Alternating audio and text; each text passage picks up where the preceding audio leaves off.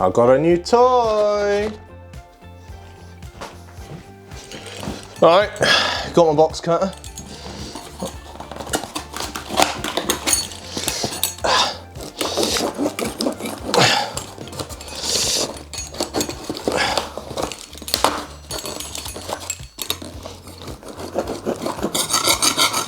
This isn't working. I think I might have blunted it.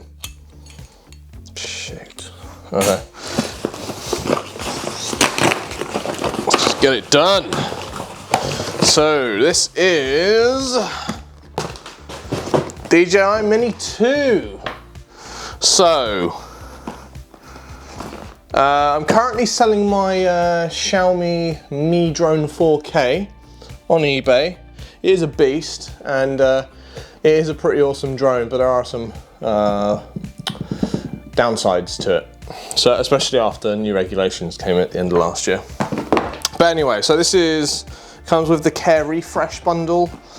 It basically covers you for like 12 months. I need to get into this thing now. Yeah, accidental damage and stuff like that. Oh man. But yeah, I had to go on one of these the other week, a friend's one, and I was shocked at one, how well it flew, even in higher altitudes where wind is generally a bit higher. I can't get in this one, so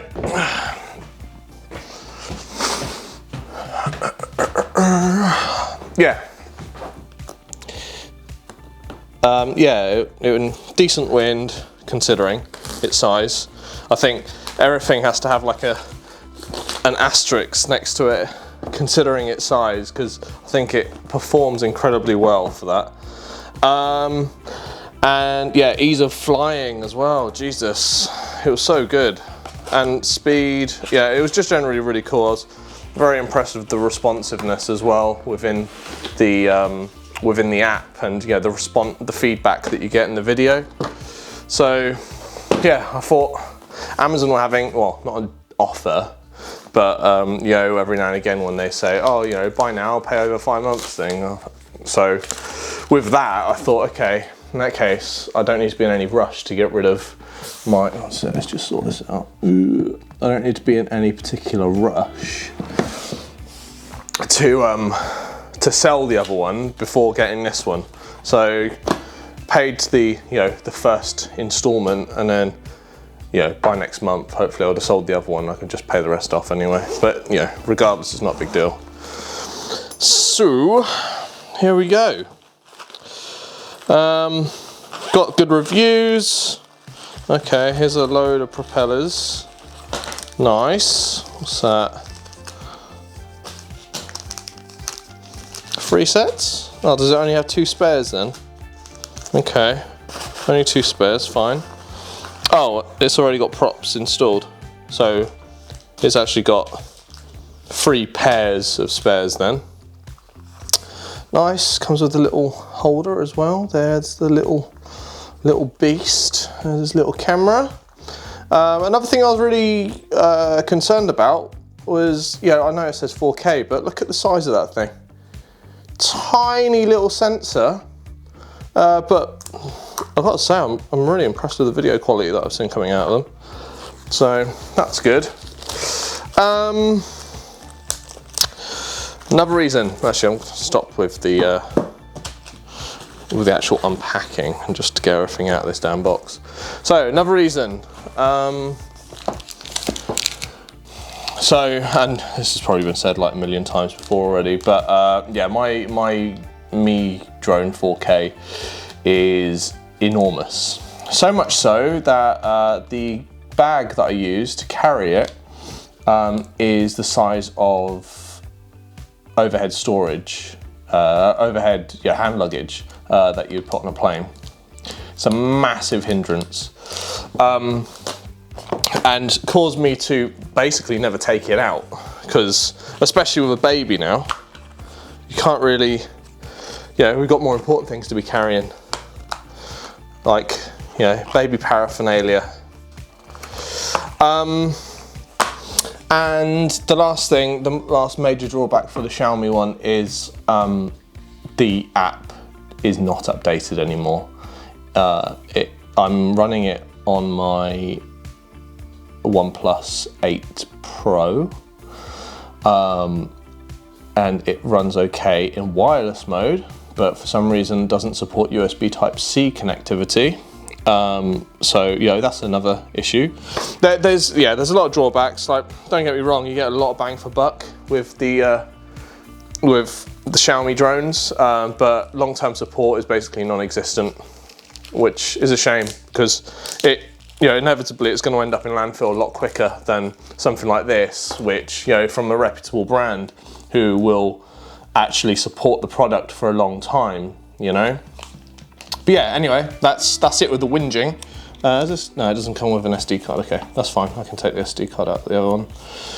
I am going to charge the batteries, or a battery at least, read the manual, install the software, and then probably take this out for a test flight in the back garden. New toys. You can say hello. You can say hey. Hello. You gonna wave at the camera? Hello. No. Cool. Maiden voyage.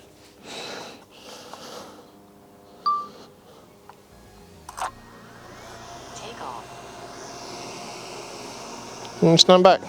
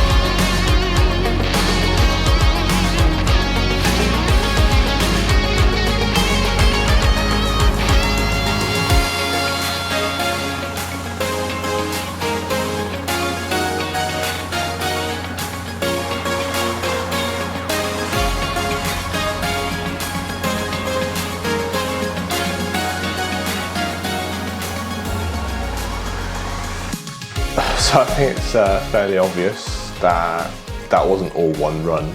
I've actually had this drone for about 3 weeks now, taking it out in various conditions and just various locations, and I love it. It's so good. I've already mentioned this, but it's just because of the size of it.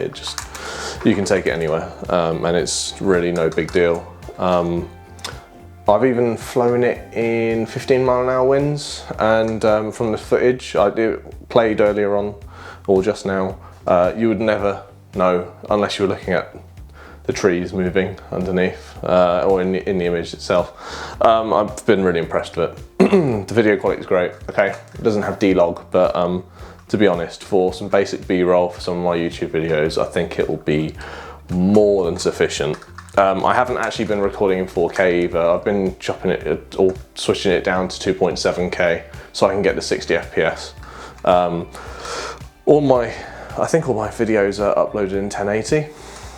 So 2.7 is again more than sufficient. I can even crop in a little bit if I have to, and even if not, it should be some pretty crisp 1080 because it would be getting downscaled. Yeah, really happy with it. A couple of accessories that I got, which I think are a must, are these little ND filters. They just clip onto the lens, and they just make it possible for you to get some slightly more cinematic footage. One of these is actually circular polarizer as well, so it should give you slightly deeper blues in the skies, get rid of reflections in water, you know, all that good stuff. And also, I think circular NDs are usually like 1 stop. They reduce the light by about 1 stop, I think. So these are really cool. They're really cheap as well, like 20 quid for the set of 3. The feature that it doesn't have that I kind of wish it did, but also there is a hack for it, follow me mode.